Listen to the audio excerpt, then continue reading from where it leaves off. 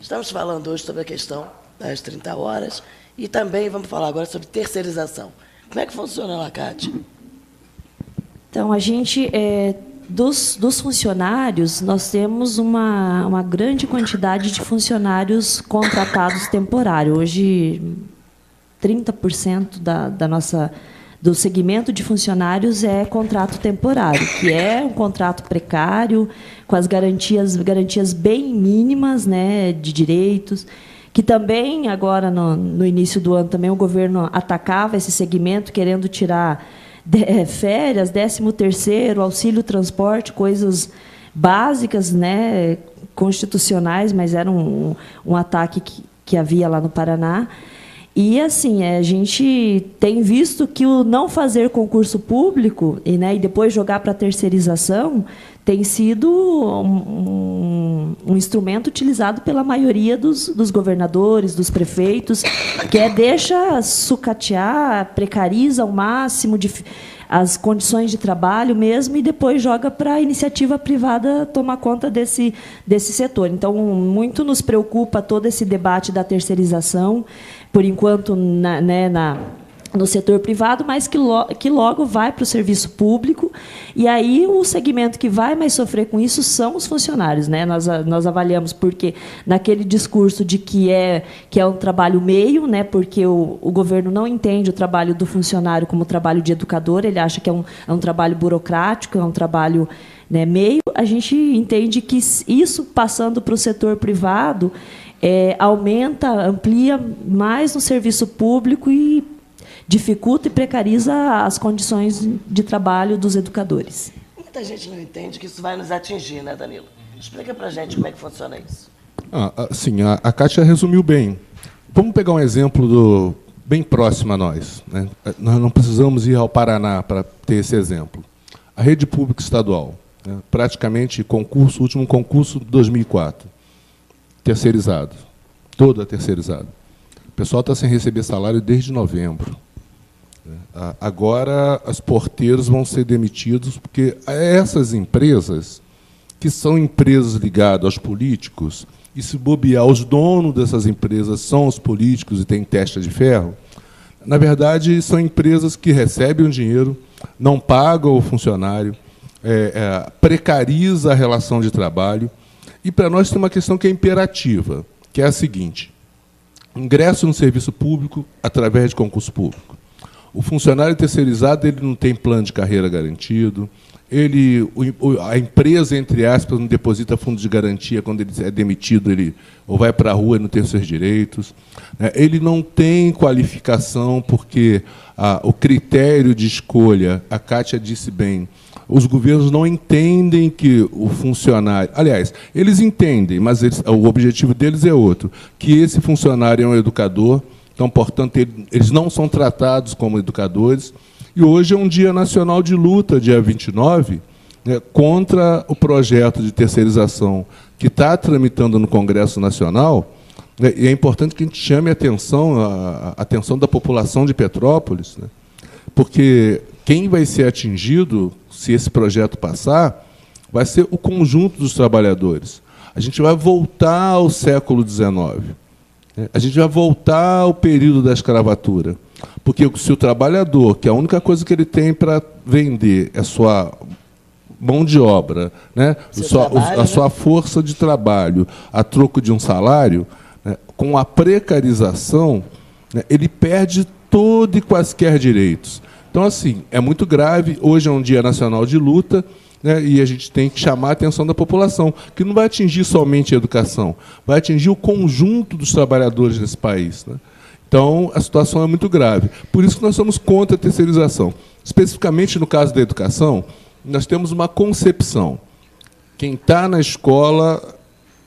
É verdade que o professor, ele estrategicamente, ele cumpre um papel fundamental na educação, ninguém nega isso, mas quem está na escola tem um papel educacional a cumprir. Seja a merendeira, seja o servente, seja o porteiro, seja o extraclasse, seja o inspetor de alunos. Então, portanto, a concepção é que todos somos educadores. Se partimos desse pressuposto, que todos somos educadores, então tem que ser educador na carreira, tem que ter plano de carreira, tem que ter salário, tem que ter garantia de ingresso no serviço público através de concurso público.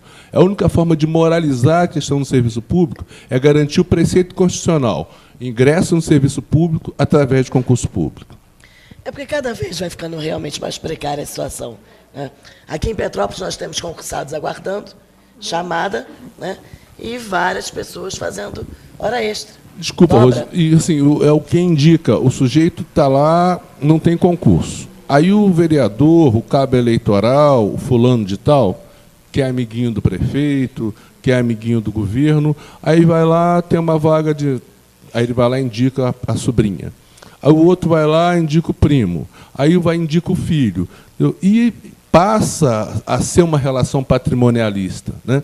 Então, para moralizar o ingresso do serviço público, o ingresso no serviço público tem que ser através de concurso público, ponto. É isso aí. Ô, Danilo, a gente também vai falar sobre a questão... Esse ano é ano de eleição no CEP. Sim. Qual é a data da eleição? Então, o Sindicato Estadual dos Profissionais de Educação, CEP, estará realizando o processo eleitoral do sindicato. Começa no dia 31 de junho... 30 de junho, 1, 2 de julho. Serão 3 dias. As eleições acontecerão em todo o estado do Rio de Janeiro, aqui em Petrópolis, onde o CEP está organizado. Então, portanto, é um processo importante do sindicato. O CEP é um sindicato que a sua democracia é uma democracia horizontal, operária. Então, portanto, é um sindicato que o processo eleitoral é com proporcionalidade direta. Então, as representações, né, podem ter assento, podem ter acesso. E nós estamos convocando os profissionais de educação que participem do processo. São quantas chapas no CEP Central? 8 chapas no CEP Central. Ô, Kátia, como é que funciona essa questão? Vocês representam também municípios lá no Paraná? Isso, a PP no Paraná ela representa os municípios que não têm sindicato próprio, né?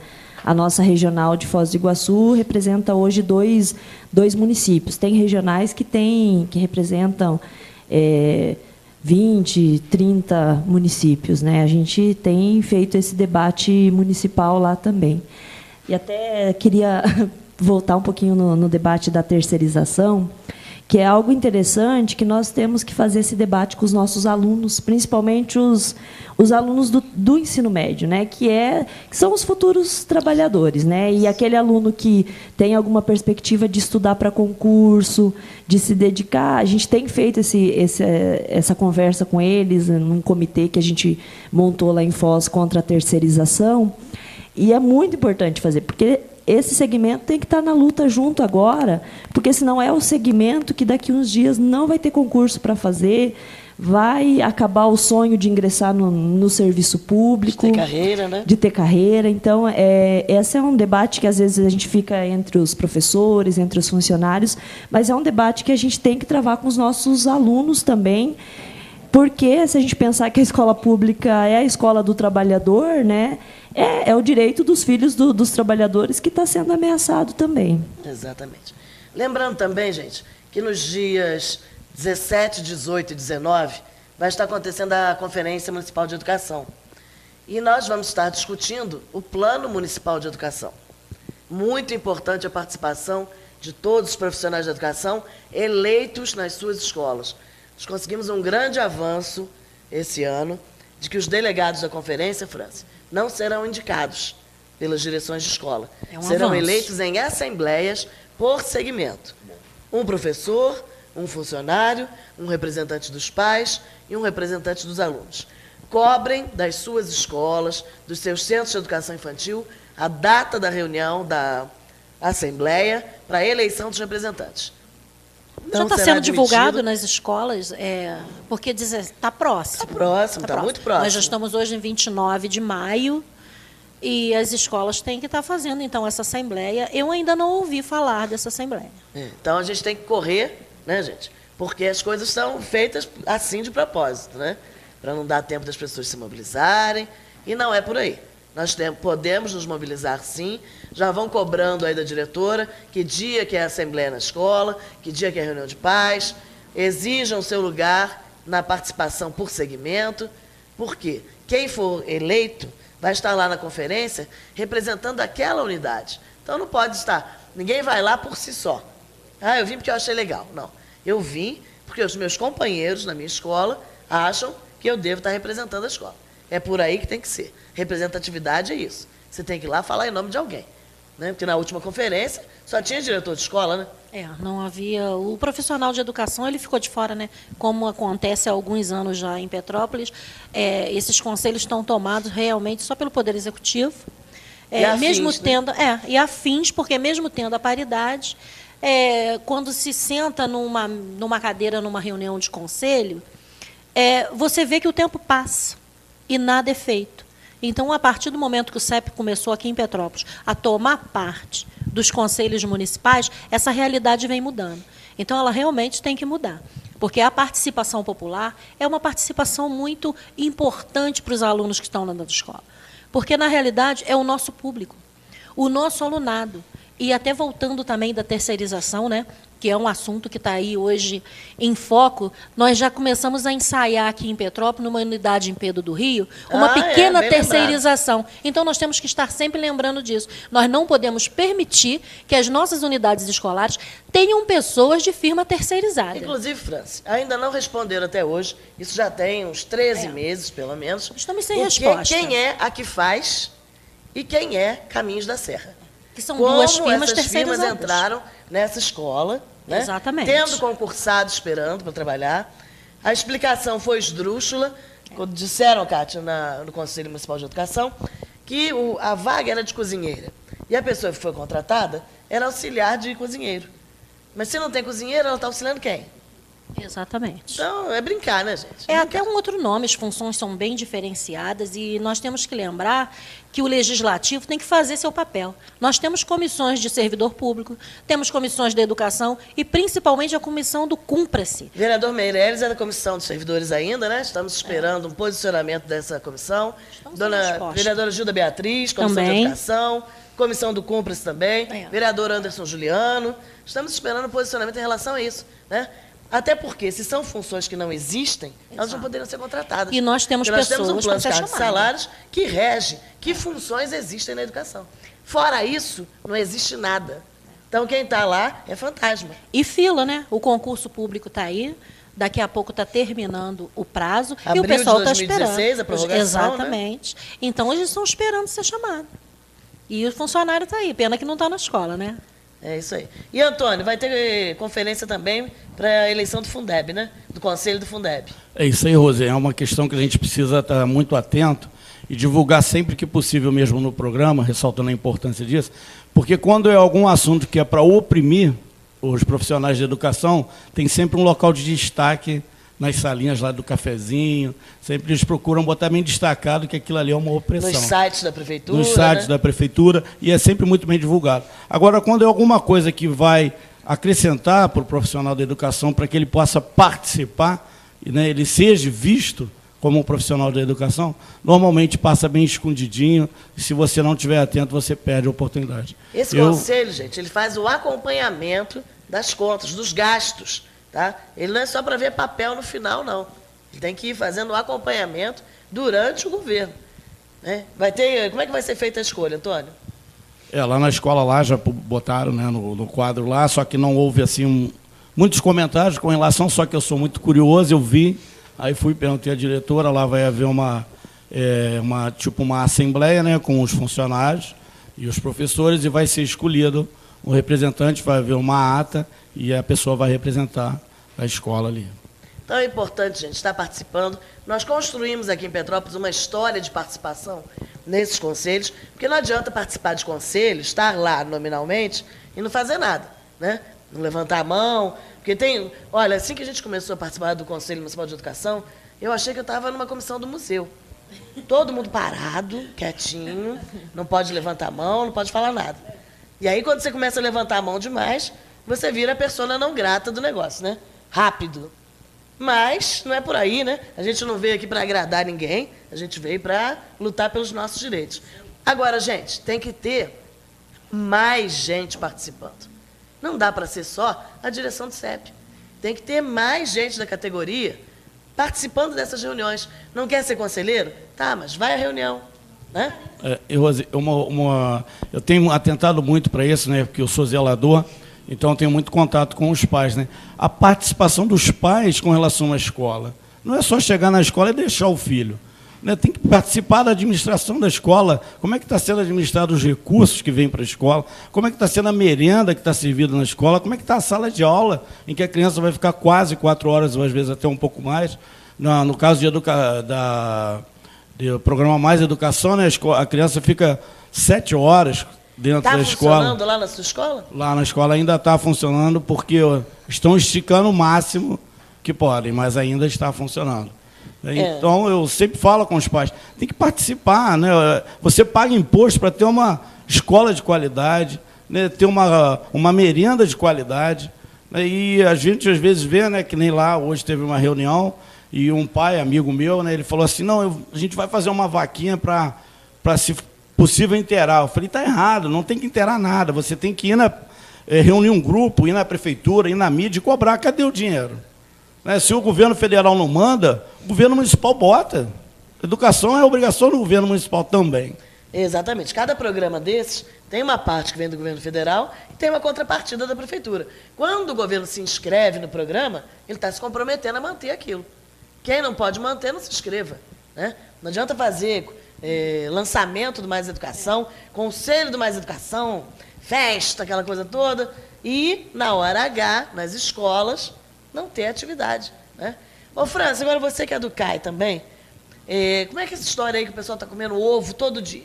Cadê a carne? Ovo. A carne sumiu, o peixe sumiu, o frango eu também acho que vai sumir. Porque trocar peixe ou carne por ovos e dizer que é a mesma coisa, está difícil. Então, está faltando merenda, está faltando carne, está faltando peixe, está faltando fruta, legumes, verdura. Diminuiu a per capita dos alunos. Estou me lembrando da época da soja, né? Era soja, segunda-feira, bolinho de soja segunda, terça, arroz com soja, quarta, soja com bolinho, quinta, soja com não sei o quê, sexta, soja quebradinha, né? Agora é ovo. E nós conversamos com o Alberto hoje na saída ali do CEP, antes de vir para o programa, e o Alberto falou que esse problema do frango, da carne e do peixe, é que na terça-feira o entregador disse que não ia mais entregar, que não tinha condições de obedecer à logística. Por que tem esse problema? Cadê o frigorífico municipal? Se nós tivéssemos um frigorífico municipal, não teria esse problema, né? A carne não teria que vir lá de Marataízes, né? Que tem peixe vem de Marataízes. Frango, São José aqui do lado é um dos maiores produtores de frango. A gente compra frango no Espírito Santo. Então, para o frango, raio do frango, sair de Marataízes, chegar lá no Itaipava, o negócio demora, né? Tem que ter uma logística que a merenda não tem, gente. A merenda não tem carro, a merenda não tem entregador, a merenda não tem supervisor suficiente. Então, é óbvio que isso não vai dar certo nunca. Nós defendemos a descentralização dos recursos da merenda. Que cada escola esteja administrando esses recursos, que a diretora e a equipe, o diretor não pode dirigir escola sozinho, tem que ter um conselho escolar lá para estar dirigindo isso. Agora, não adianta, gente, ficar nesse modelo que nós estamos, nesse miserê, né, França? Não, não tem nem condição. E a resolução de 2013 ela é muito clara. Já é para o Poder Executivo começar a preparar as escolas para a descentralização. Mas quem quer, né? Qual é o governo que quer descentralizar a alimentação escolar? Por que não? Por que não? O que tem nessa Essa verba é a que pergunta vem? que não quer calar. Porque a descentralização vai garantir a alimentação no prato do aluno. Vai garantir tudo. A quem interessa não ter um funcionamento regular na merenda, a quem interessa manter esse fornecimento fora da cidade, até porque, Kátia, isso prejudica, inclusive, o Fundeb. Porque se o nosso ICMS aqui é baixo, é óbvio que o dinheiro que a gente manda para o Fundeb é menor. Né? Nós tínhamos que estar comprando dos produtores locais, nós tínhamos que estar gerando emprego na quitanda do bairro. Nós tínhamos que estar fazendo essa movimentação aqui em Petrópolis, no máximo dentro do estado do Rio de Janeiro. Porque agora a culpa é de todos. A culpa é da crise, a culpa é da greve dos caminhoneiros. Nossa, a farinha também não vem do estado do Rio. Campina Grande. Ela a gente não compra tá farinha lá em Campina Grande.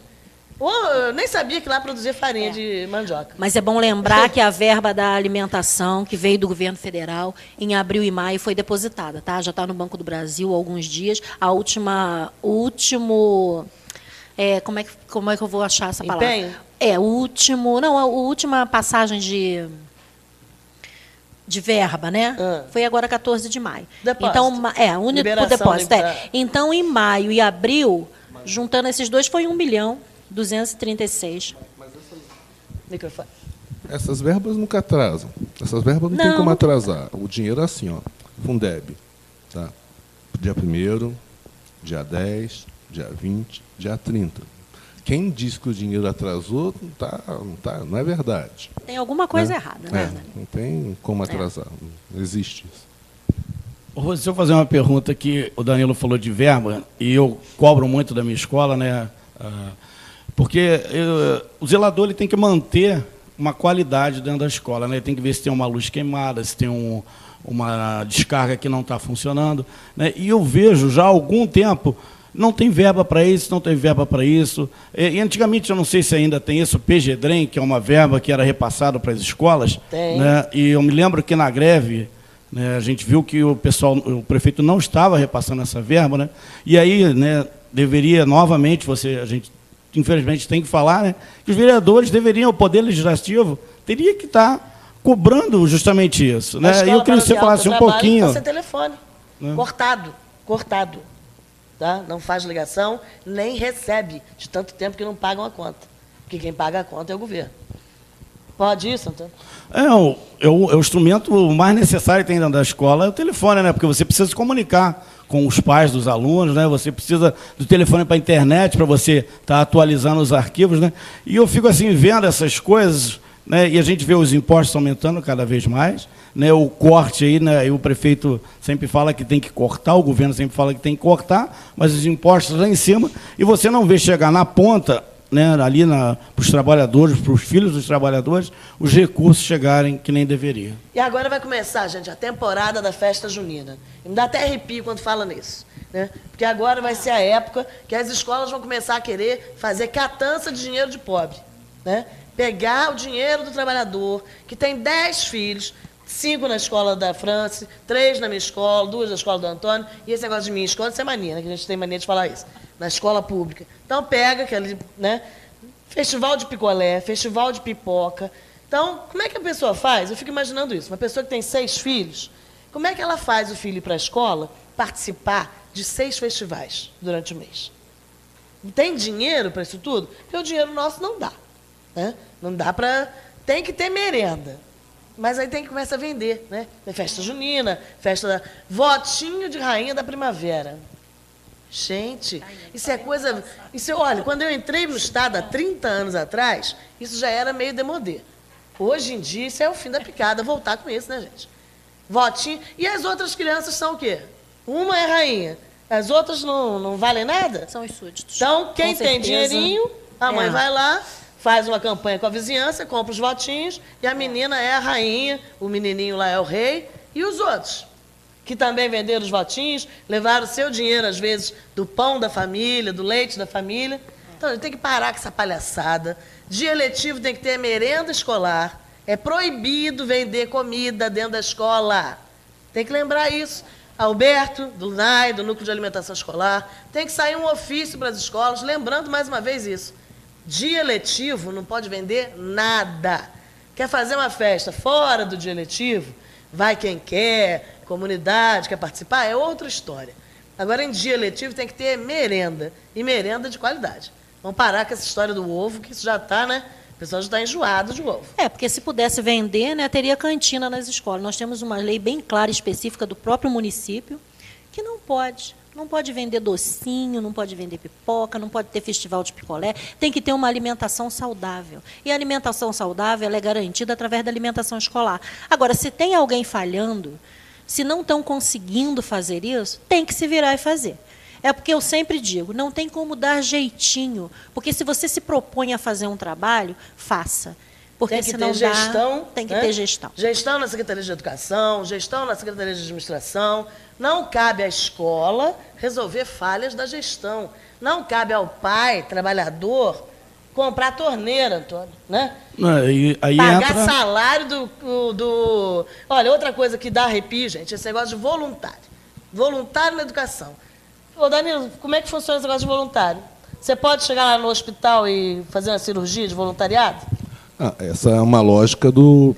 Porque isso parte lá do consenso de Washington, isso vem lá do neoliberalismo que, para a América Latina e na educação, para privatizar a educação, amigos da escola, voluntários, para substituir o debate da terceirização. Né? Não conseguiu terceirizar? Mas só está faltando dá pobre funcionário? voluntário, né? Claro, amigo da escola. Aí o cara vai lá, o sujeito que mora na comunidade, faz uma festinha, faz uma feijoada, vende as coisas na escola e pega o dinheiro para pintar a escola. Mas a obrigação de pintar a escola é do serviço público, né? É da administração pública. Então, essa coisa de trabalho voluntário, amigo da escola, isso tudo tem a ver com o processo de terceirização, de quebra da capacidade das escolas, das unidades de ensino serem entidades públicas, portanto, é público, não é privado. Né? Então, essa coisa de amigo da escola é mais uma invenção da linha de um projeto neoliberal. Aquele livro da Diane Ravitch, que é um livro muito importante, essa crise, né, o que o pessoal está fazendo no Brasil, nos Estados Unidos fizeram, no governo Bush pai, e deu errado. Aí deu errado lá, o pessoal quer aplicar aqui. Então, assim, amigo da escola, voluntário, né, porque em hospital não tem voluntário, imagina voluntário de médico. Né? Eu vou lá no Santa Teresa isso, eu sou fazer voluntário de cirurgia, médico, tá, sou voluntário de enfermeiro, então não tem. Então é isso, o serviço público tem que garantir que quem está no serviço público tenha que ter acesso através de concurso público, tenha carreira e jornada. E, principalmente, gente, salário, né? Porque colocar a pessoa lá para fazer trabalho de Salário, professor, óbvio. ganhando R$300, gente, nem no Acre o salário é baixo assim. Né? Nem lá no último município do Brasil tem um salário de R$300. É o monitor do Mais Educação, ganha R$300, né? 350 no máximo, não é isso, Antônio? É mais ou menos isso. Dentro do que o Danilo falou, né, Rose? Essa transferência de responsabilidade, o povo brasileiro, os trabalhadores têm que acabar com isso. O que é responsabilidade do governo é do governo. Para isso a gente paga impostos altíssimos para que tenha um retorno. Né? E eu falei isso lá hoje, é transferir responsabilidade. Se eu não tiver a torneira para trocar, eu não vou pegar no meu bolso, vai ficar sem a torneira, até que alguém tome alguma providência. E aí eu chamo novamente a participação dos pais. Né? Tem que cobrar. Né? Se não houver uma cobrança, né, ali de ambas as partes, né, eu acho que os pais têm que vir até ser como aliados da categoria, porque quando a gente está na luta e a gente precisa do apoio dos pais para que a nossa luta ela seja vitoriosa, né, de defender, porque você precisa de uma pessoa lá dentro, né, quando fala educação de qualidade. É um conjunto de coisas. Não adianta você exigir uma educação de qualidade se o professor está sendo mal pago, se ele tem uma carga horária altíssima, né, se os profissionais de educação não estão com salários baixos. Né, então, e é um conjunto. Né, aí entra a participação dos pais novamente. E lembrando a todos que a gente não defende que a escola deva ficar ruim, não. Só que as pessoas têm que se movimentar para obrigar o governo a fazer isso. E dinheiro tem. Porque, inclusive, nosso município gastou R$1 milhão do dinheiro do Fundeb para comprar uma fábrica toda quebrada, onde funciona a Escola Municipal Jandira Bourdion. R$1 milhão num imóvel que a gente já aluga há 11 anos. A gente já pagou esse imóvel com aluguel. Agora a gente comprou, quando ele está caindo aos pedaços, agora a gente comprou por R$1 milhão. E vai ter que gastar mais R$1 milhão para aquilo algum dia poder ser, talvez, uma escola. Que ali não tem perfil para nada naquele prédio. Né? Então é uma vergonha isso. A comunidade tem que se mobilizar sim. Participação popular é a única coisa que pode garantir que as coisas deem certo. Nós vamos fazer os nossos agradecimentos, abrir para a Kátia fazer as considerações finais dela. Agradecer o espaço para a gente estar conversando sobre os nossos direitos, sobre a situação da educação no Brasil inteiro. Fazer aqui uma memória, que hoje é o dia 29, né?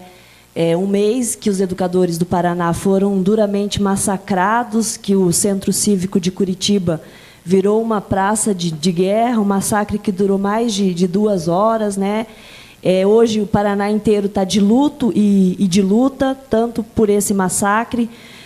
Na nossa regional, a gente também fez um ato hoje muito grande no sentido de contra a terceirização, de colocar que a educação tem que fazer fortemente esse debate da terceirização. Então, em Foz está sendo um ato, né, junto com outros servidores que estão em greve, porque não é só a educação, não é só a rede estadual que está em greve no Paraná, são todas as universidades estaduais, os agentes penitenciários num processo de deflagração, a saúde. A maioria, nós hoje temos mais de 70% dos servidores do Paraná em greve, né? Numa luta por direitos, numa greve de resistência por direito. Então, agradecer o espaço da gente estar podendo divulgar essa luta que está acontecendo lá, em outros estados também. E eu acho que esse é o movimento que a gente está faltando nacionalmente. A gente está no momento que você tem 6 estados em greve e a gente não consegue aí uma deflagração de uma greve geral da educação no chamado país na pátria educadora, né? Então e a gente vai olhando, observando a realidade da educação é uma só, é essa precariedade, essa retirada de direito dos trabalhadores. Então agradecer e continuamos dialogando. É isso aí. Nós vamos sair daqui direto para a Assembleia. Kátia vai participar lá com a gente também, Danilo e toda a direção. Esperamos vocês lá e na semana que vem aqui no programa novamente. Boa tarde.